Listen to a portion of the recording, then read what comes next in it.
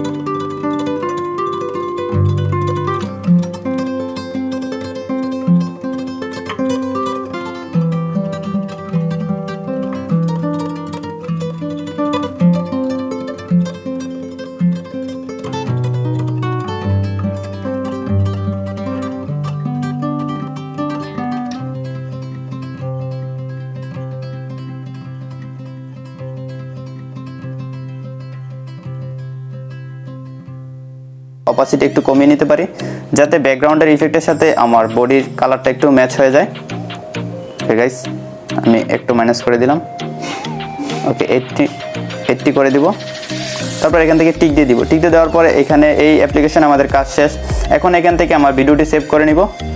ভিডিওটি সেভ করার জন্য উপরে আমি এক্সপোর্টে ক্লিক করে দিব। তারপর আমার ভিডিওটি এক্সপোর্ট করে নিব।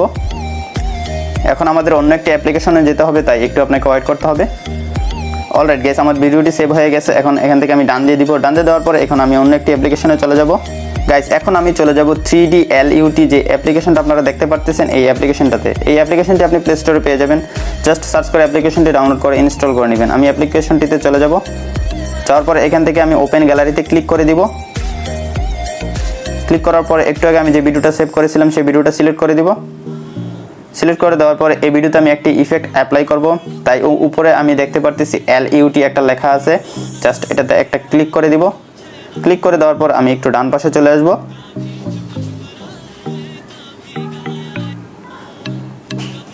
ডান পাশে আসার পরে এখানে আমি দেখতে পারতেছি টপ 25 যে ফোল্ডারটা আছে এটাতে ক্লিক করে দিব। ক্লিক করে দেওয়ার পরে এখানে আপনারা দেখতে পারতেছেন অনেকগুলো ইফেক্ট চলে আসছে। তো এখানে আপনারা দেখতে পারতেছেন কত সুন্দর সুন্দর ইফেক্টগুলো,